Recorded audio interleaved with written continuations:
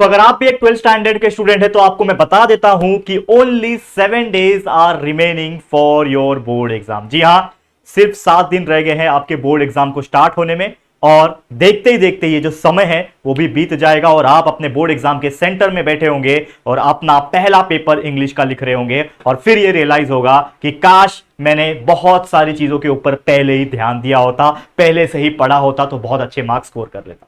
ठीक है, तो चलो ये थॉट्स आना तो लाजमी है, ये थॉट्स आना तो बहुत जेन्युइन है, क्योंकि देखो टेंशन हर किसी को आता है। ठीक है, और यही टेंशन का सॉल्यूशन लेके हम हर बार आपके लिए लेकर आते हैं यहाँ पे कुछ इंपॉर्टेंट वीडियो जो आपको हेल्प करता है आपको ये टेंशन से और एग्जाम स्ट्रेस से टैकल करने के लिए। ठीक है, तो आज का वीडियो जो है वो एक बहुत ही स्पेशल वीडियो है, क्योंकि आज आपको कुछ ऐसे टिप्स बताने वाला हूं जो आप अपने बोर्ड एग्जाम का पहला पेपर लिखने के पहले आपको जानना बहुत जरूरी है कि इस 7 दिन के दौरान आपको किस प्रकार से अपना माइंड को क्लीन रखना है, किस प्रकार से आपको स्टडी करना है, रिवाइज करना है, या फिर किस प्रकार से कुछ इंपॉर्टेंट बातों का ध्यान रखना है। ठीक है, तो आइए इस वीडियो की शुरुआत हम करेंगे, लेकिन स्टार्ट करने से पहले अगेन मैं बताना चाहता हूं इस वीडियो को पूरा एंड तक देखना।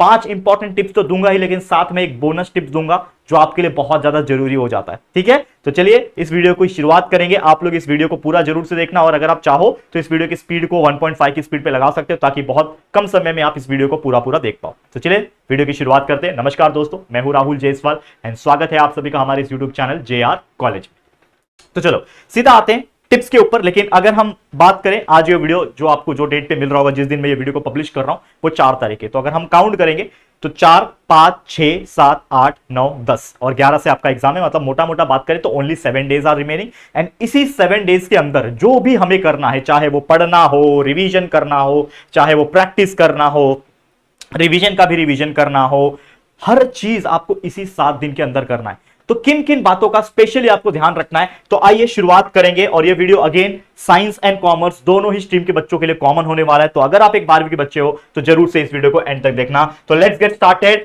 Top 5 tips. सबसे पहला टिप क्या है, ध्यान देना बच्चे, बहुत जरूरी चीज है। पहला टिप क्या है कि when you have only a week left, अगर आपके पास सिर्फ एक हफ्ता बाकी है, और ये जो मैं वीडियो बना रहा हूं ना, ये एक्सपर्ट ओपिनियन है, मैंने हमारे सब टीचर्स से, कुछ ऐसे जो एक्सपर्ट है जो काफी सालों से काम कर रहे हैं अपने अपने फील्ड में, उन सभी से जब मैंने डिस्कस किया regarding this board examination scenario, तो उन्होंने कुछ अपने अपनी राय रखी है। वो राय भी आपके सामने पेश करूंगा, और उसी से हमने क्लासिफाई करके ये 5 टिप्स को बनाया हुआ है, 5 पॉइंट्स को बनाया हुआ है। तो क्या है वो एक्सपर्ट ओपिनियन या फिर टिप, कि कोई एक्सपर्ट ये बोलता है कि अगर आपके पास सिर्फ एक हफ्ता रह गया हो तो अब वो समय नहीं है कि जो चीज आपने नहीं पढ़ा है, यानी कि don't think about what you have not studied. ये एक्सपर्ट कहता है, क्या बोलता है कि जो भी आपने नहीं पढ़ा अब तक पूरे साल में, जो चैप्टर या फिर जो टॉपिक आपने नहीं पढ़ा, अब वो समय नहीं है कि हम उसके बारे में सोचें। क्योंकि होता यूजुअली ये है कि ये 7 दिन बचा हुआ है तो हम ये सोचते हैं कि क्या मुझे नहीं आता।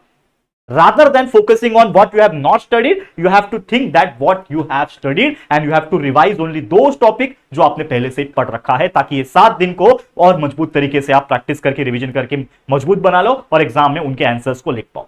क्योंकि होता क्या है, कुछ बच्चे ऐसे होते हैं, सिलेक्टिवली अगर मैं बात करूं, कुछ ऐसे बच्चे होते हैं जो ये सोचते हैं, अरे यार ये तो मेरा टॉपिक पढ़ के नहीं हुआ, ये पर्टिकुलर चैप्टर का ये पर्टिकुलर टॉपिक नहीं आता, अरे यार ये पूरा चैप्टर ही मैंने स्किप कर दिया, क्या करूं। तो वो चैप्टर्स को, वो टॉपिक को फटाफट से वो लोग पढ़ने की कोशिश करते हैं। तो होता ये है कि ये जो 7 दिन उनको मिला है, क्योंकि अगर मैं डिवाइड करूं 6 सब्जेक्ट से, आपको टोटल 6 सब्जेक्ट है, साइंस के भी और कॉमर्स के भी, इंग्लिश हिंदी पकड़ के बोल रहा हूं मैं, लैंग्वेजेस हिंदी मराठी जो भी होगा।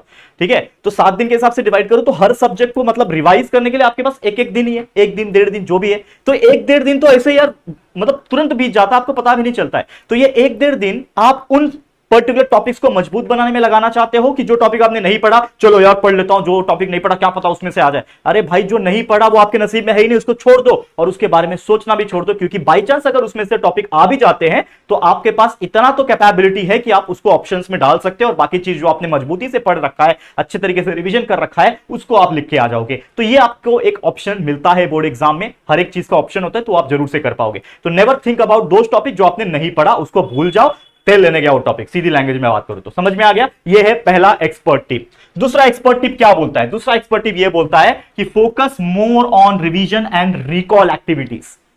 अब बच्चे क्या करते हैं, देखो ये एक्सपर्ट बोल रहा है, बच्चे क्या करते हैं, बच्चे ये बोलते हैं कि यार जो मैंने नहीं पढ़ा ना उसको एक बार देख लेता हूं, क्या पता एग्जाम में उसमें से कुछ क्वेश्चंस बन जाए, और लग जाते हैं उसको रट्टा मारने में, रख जाते हैं उसको याद करने में।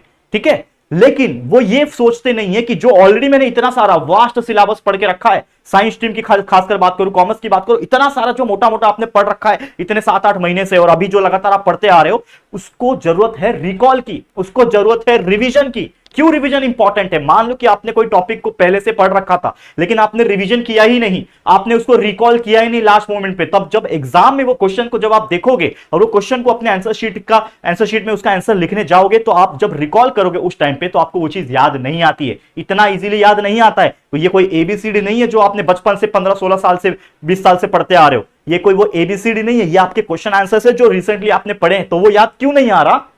क्योंकि आपने अपने ब्रेन को उसको रिकॉल नहीं करवाया। जब समय था, जब रिवाइज करने की जरूरत थी सच में, तब आपने उसको रिवीजन और रिकॉल नहीं करवाया। तो ये बच्चे गलती ना करें। एक्सपर्ट यही कहता है कि आप लोग को हर एक टॉपिक जो जो आपने पहले से पढ़ रखा है उसको एटलीस्ट 2 से 3 बार रिवीजन करो और अपने माइंड में उसको बार बार रिकॉल करो, ठीक है, ताकि आपके माइंड में वो चीज सर्कुलेट होते रहे, आपके सबकॉन्शियस माइंड में वो चीज स्टोर रहे, और जैसे ही वो क्वेश्चन देखो सीधा सीधा आंसर शीट में उसका आंसर तुरंत आपको रिकॉल होगा, विद इन अ सेकंड आपको रिकॉल होगा और आप फटाफट से उसका आंसर लिख पाओगे। नहीं तो कुछ बच्चे ऐसे होते हैं एग्जामिनेशन हॉल में बैठते हैं और सोचने में टाइम बिता देते हैं, क्या था यार वो क्वेश्चन, पहला लाइन याद आ जाए यार, अरे तू बता दे मुझे पहला लाइन, मुझे याद आ जाएगा, वो क्वेश्चन को मैंने पढ़ा था रे, लेकिन मैं स्टार्टिंग का लाइन भूल गया। तो ये आपके साथ ना हो और आपके अच्छे खासे मार्क्स जो आपने पहले से क्वेश्चंस को पढ़ रखे थे उस क्वेश्चन के भी आंसर आप ना लिख पाओ, तो ऐसा ना हो आपके साथ, इसके लिए रिवीजन एंड रिकॉल करना बहुत ज्यादा जरूरी है। तो रिवीजन एंड राइटिंग प्रैक्टिस ये बहुत ज्यादा जरूरी है, ठीक है। समझ में आ रहा है कि रिवीजन कर लेना, राइटिंग प्रैक्टिस कर लेना, ये सबसे इंपॉर्टेंट चीज है। और राइटिंग प्रैक्टिस मतलब क्या,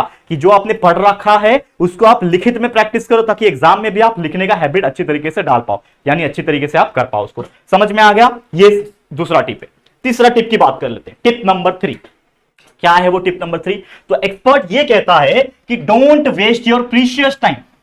पहली बात तो टाइम ही नहीं है सर, आप यही बोलोगे कमेंट में कि सर टाइम ही नहीं है, कहां से वेस्ट करें। बच्चा आपके पास 7 दिन है, और ये 7 दिन के अलावा आपके जो एग्जाम्स के बीच में जो भी गैप्स पड़ रहे हैं, किसी के बीच में 2 दिन है, किसी के 5 दिन है, किसी के, खासकर मैं बीके की बात करूं तो शायद 8 दिन का गैप है, समथिंग 8-9 दिन का गैप है, तो वो गैप्स भी बहुत मायने रखते हैं। तो जो भी अब से समय भी मिल रहा है या फिर एग्जाम्स के बीच बीच में जो छुट्टियां हैं उसमें जो गैप्स आपको मिल रहे हैं उनमें भी आपको टाइम वेस्ट नहीं करना है, क्योंकि 1-1, 2-2 मिनट भी आपके लिए यहां पे मायने रखते हैं, क्योंकि 1-2 मिनट में आप उन चीजों को रिकॉल कर लोगे, रिवाइज कर लोगे, जो शायद आपके एग्जाम में क्वेश्चंस बन के आएंगे आपके सामने। तो वो चीज आपको करना है, यानी आप सबसे पहले किस तरीके से अपना टाइम बचा सकते हो यहां पे ध्यान देना। सबसे पहले अगर मान लो कि आप वन शॉट रिवीजन लेक्चर्स देख रहे हो, चाहे हमारे चैनल से देख रहे हो, चाहे कोई भी पर्टिकुलर जगह से आप देख रहे हो, जब भी आप रिवीजन लेक्चर्स देख रहे हो या फिर प्रॉपर अगर आप कंसेप्ट समझना चाहते हो, अगर आपको उस पर्टिकुलर टॉपिक का कंसेप्ट नहीं पता तो आप लेक्चर्स भी देख सकते हो, कोई प्रॉब्लम नहीं, इसमें कोई दो राय नहीं है कि आप समय पे ऐसा आपको वीडियो नहीं देखना चाहिए, कोई दिक्कत की बात नहीं। आप देखो वीडियो, वन शॉट रिवीजन देखो, लेक्चर्स देखो, हमारे चैनल पे लाइव रिवीजन चल रहा है हर दिन, वो आप देख सकते हो, लेक्चर्स कंटिन्यूअसली अवेलेबल है, वो देखो। लेकिन कैसे देखना है, आपको 2x की स्पीड में देखना है, और अगर 2x की स्पीड बहुत ज्यादा लग रही है तो मेरा रिकमेंडेशन हमेशा बच्चों के लिए होता है 1.5x की स्पीड। ये स्पीड ऐसी स्पीड होती है जिससे आपका लगभग 75% ऑफ टाइम यूटिलाइज होता है, 25% टाइम आपका बच रहा होता है। यानी कोई भी पर्टिकुलर वीडियो को 2 घंटे में देखने के बजाय आप 1-1.25 घंटे में उसको देख पाओगे, और जहां जहां अननेसेसरी टॉपिक है कि ये टॉपिक मेरे काम का नहीं है तो उसको आप स्किप कर सकते हो। ये YouTube के पास आप जो वीडियो देख रहे हो तो आपके पास ऑप्शन है ना स्किप करने का, भगाने का, ये सब आप करके देखो, जिससे आपका जितना कम समय आप ले पाओ वीडियोस को देख के कंसेप्ट समझने में उतना आप ले पाओ, लेकिन देखना जरूरी है ताकि आपका कंसेप्ट क्लियर रहे। ये सबसे पहले काम कर सकते हो। दूसरा, अवॉइड द प्रोक्रास्टिनेशन, आलसपना छोड़ दो। अब क्या होता है, कुछ बच्चों की आदत होती है बुक लेके बैठते हैं, सोचते हैं कि मैं ये पर्टिकुलर चैप्टर ये 2 घंटे में आज मुझे ये रिवाइज करना है, लेकिन जब बुक खुल के बैठते हैं थोड़ा सा आलसगिरी करेंगे, थोड़ा सा बाहर देख के आ जाएंगे, मम्मी को देख लेंगे क्या कर रही है, थोड़ा मोबाइल चला लेंगे, मैसेज आ गया, अरे यार ये नेहा ने तो मैसेज कर दिया यार, ये तो गलत बात हो गई। तो यार ये वो नहीं देखना है आपको सीधा फोन रखना है बाजू में, यूट्यूब ओपन रहेगा, वीडियोस देख रहे हो, कंसेप्ट समझ रहे हो, वो ठीक है, अदरवाइज बाकी जितने भी पुश नोटिफिकेशंस जो होते हैं सबके ऑफ करके रख दो, ताकि कोई भी मैसेज आपको बीप करके डिस्टर्ब ना करे। तो ये सबसे पहले काम करना है, और अपना आलसपना को छोड़ो ताकि आपका टाइम जो है वो बच सके। जहां पे 2 घंटा लगना चाहिए वहां पे तो आप 1 ही घंटे में काम खत्म करो, 1 ही घंटे में पढ़ के खत्म करो। तो जितना वक्त बचा सकते हो, प्रोक्रास्टिनेशन अवॉइड कर सकते हो, उतना करो। तीसरा पॉइंट, अर्ली मॉर्निंग। बच्चों को मैं हमेशा बोलता हूं ब्रह्म मुहूर्त में उठना स्टार्ट कर दो, ये बहुत अच्छा टाइम होता है। क्या होता है ब्रह्म मुहूर्त? 3 से लेके 6 का टाइम, बहुत सुंदर टाइम होता है दिन में। ये मैं करता था अपने इंजीनियरिंग के दिन में, मैं झूठ नहीं बोलूंगा बच्चा, अपने इंजीनियरिंग के दिनों में मैं 2:30 बजे 3-3 बजे उठता था, ठीक है, अलार्म लगा के उठता था, मुंह पे पानी मारता था, कॉफी बना के, वो कॉफी मतलब दूध वाली कॉफी नहीं, सीधा वो शैशे आती है ना 2 रुपए की, वो गर्म पानी हल्का करता था, उसमें डालता था, मिक्स करता था और पी लेता था, जिससे आप बॉडी के अंदर हल्की कैफीन जाती थी। Caffeine is not good for health, लेकिन एक थोड़ा मात्रा में चलता है, जिससे आपका नींद भाग सकता है। तो अब वो मॉर्निंग का टाइम जब आधी से ज्यादा दुनिया सो रही होगी, तो अब आप जग रहे होंगे और आप पढ़ रहे होंगे, हर बच्चा रगड़ रहा है इस वक्त, और आप लोग को भी रगड़ना है ताकि आप अपना बेस्ट दे सको। तो ये चीज ध्यान में रखना और स्टडी करो कम से कम। ये 10-5 आज 7-8 घंटे से काम नहीं चलने वाला। अब समय है कि 12-15 घंटा आपको पढ़ना पड़ेगा, क्योंकि अब सीधा एक ही लक्ष्य आपके सामने, बोर्ड एग्जाम में अच्छे मार्क्स निकालना। तो ये डेली आवर्स आपको मेहनत करने पड़ेंगे, जितना टाइम बचा है उतने में मेहनत करने होंगे, और एग्जाम देखते देखते खत्म हो जाएगा, फिर तो ऐसे ऐसे घूमना फिरना जो करना है करना। ठीक है, नेक्स्ट टिप, तो ये था tip number 3 from the expert. चौथा टिप क्या बोलता है एक्सपर्ट? ये बोलता है कि डेली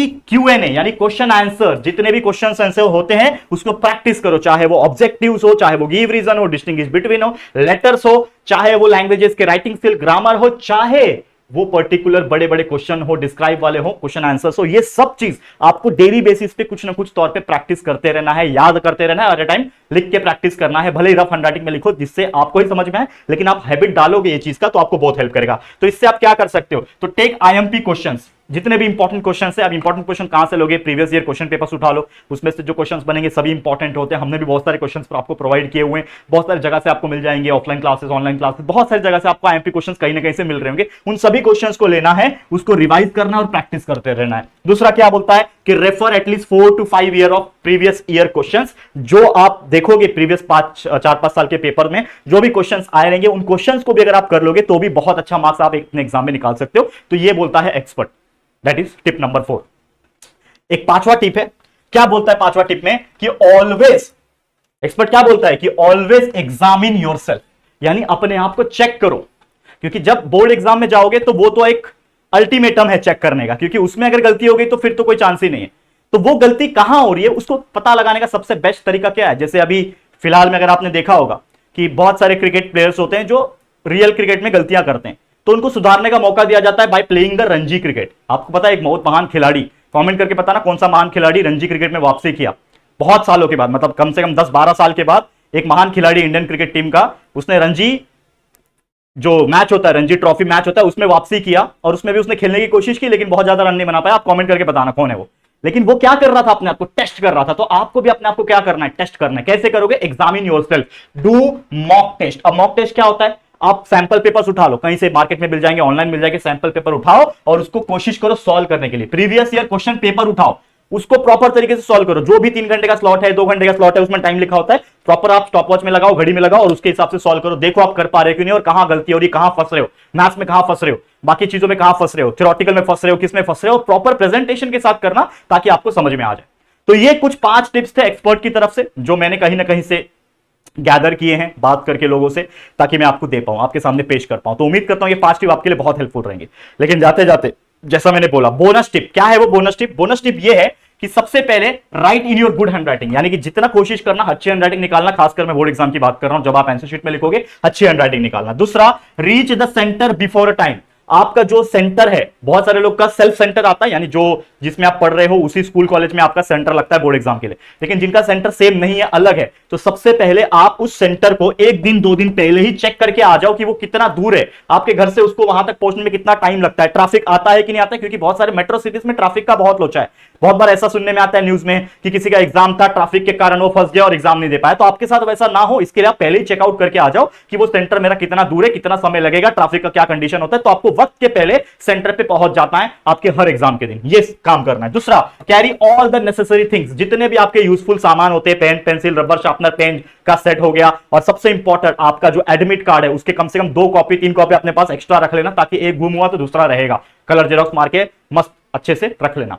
तो ये सबसे इंपॉर्टेंट चीज, कैरी करने वाला चीज रख लेना, ठीक है। चौथा चीज, do last moment revision, LMR जिसको बोलते हैं। जब भी आप एग्जाम सेंटर तक पहुंच रहे हो तो भी आपके पास 1 आध घंटा टाइम होता है, तो उसमें भी आप पेज पलट के LMR कर सकते हो, लास्ट मोमेंट रिकॉल रिवीजन कर सकते हो। अच्छा कुछ फॉर्मूला देख लिया, कुछ ये टॉपिक याद नहीं आ रहा, चलो देख लेता हूं फटाफट, तो ये रिकॉल आपको बहुत हेल्प करता है आपके लास्ट मोमेंट के लिए। तो last moment revision is important. And सबसे इंपॉर्टेंट चीज, जब आप घर से निकलो, ऑलवेज टेक ब्लेसिंग्स। किससे लोगे ब्लेसिंग्स? 2 ही तो लोग हैं इस दुनिया में ब्लेसिंग लेने लायक, जो कि एक है हमारे माता पिता और दूसरे हमको बनाने वाले ईश्वर। जो भी आप, जिन भी ईश्वर को आप मानते होंगे, उनको जरूर से ब्लेसिंग्स लेना उनका, और अपने माँ बाप का ब्लेसिंग्स लेके जाना, डेफिनेटली आपका पेपर अच्छा जाएगा, ठीक है। तो बस यही था दोस्तों मेरी तरफ से कुछ इंपॉर्टेंट टिप्स जो मैंने आपको दिए हैं expert opinion point of view. तो बस आज के लिए इतना ही। उम्मीद करता हूं ये जो वीडियो था ये आपको बहुत अच्छा लगा होगा। तो आज के लिए इतना ही। ये वीडियो कैसा लगा है जरूर से अपना फीडबैक कमेंट के माध्यम से आप दे सकते हो। अगर अच्छा लगा है, हमारी मेहनत अच्छी लग रही है, तो प्लीज वीडियो को लाइक करना, शेयर करना अपने सभी दोस्तों के साथ, और अगर पहली बार आए चैनल पे तो प्लीज हमारे चैनल को सब्सक्राइब करके बेल आइकन को प्रेस कर देना। ठीक है दोस्तों, तो चलो फिर जल्दी मिलेंगे एक और नई वीडियो में। तब तक के लिए thank you and good bye.